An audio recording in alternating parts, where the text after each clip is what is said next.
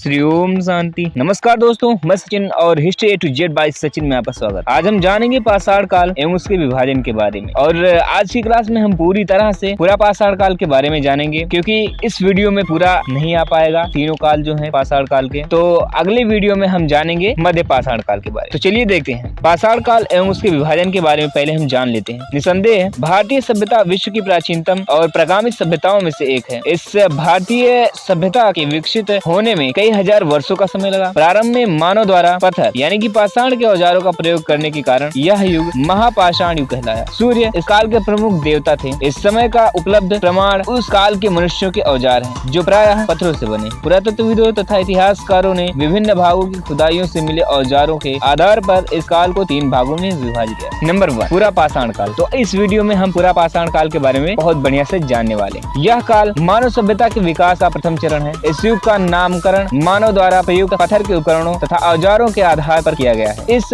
युग में मानव का जीवन आखेट यानी शिकार करके तथा खाद्य संग्रहण पर आधारित था। इस युग का समय काल 2,50,000 ईसा पूर्व से माना जाता है। इस युग के अफ्रीका, एशिया तथा यूरोप से पत्थर के कई खुरदुरे तथा बिना पॉलिश किए हुए औजार मिले, जो मानव की उपस्थिति का संकेत देते हैं। अब चलिए हम जानते हैं कि पूरा पाषाण कालीन मानव का जीवन कैसा। तो चलिए पहले जानते हैं भोजन संग्रह। पूरा पाषाण कालीन मानव खाद्य संग्राहक माना जाता है। वह भोजन की खोज में इधर उधर भटकता रहता था, क्योंकि इस काल में उसे कृषि का ज्ञान नहीं था। वह पूर्णतः प्रकृति पर निर्भर था। वह पेड़ पौधे तथा जंगली जानवरों आदि से अपना भोजन संग्रहण किया करता था। इनमें बीज, गुठलियाँ, बेर, फल एवं कंद मूल तथा जंगली जानवरों का मांस भी शामिल था। अब चलिए आदि मानव के रहन सहन के बारे में जानते हैं, या पूरा पाषाण कालीन मानव के रहन सहन के बारे में जानते हैं। इस काल में मनुष्य अस्थायी रूप से घर बनाकर नहीं रहता था। वह खानाबदोश जीवन व्यतीत करता।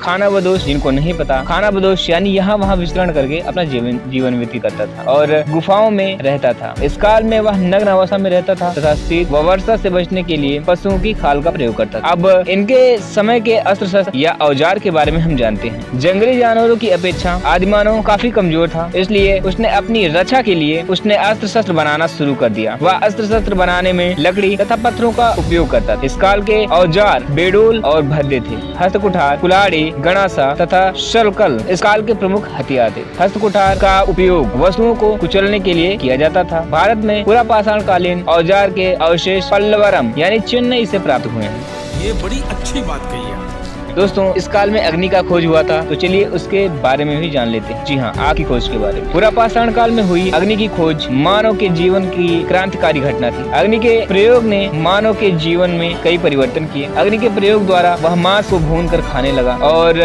सर्दी से बचाव एवं प्रकाश की व्यवस्था भी करने लगा। साथ ही सोते समय जंगली जानवरों को भगाने के लिए भी आग का प्रयोग करने लगा।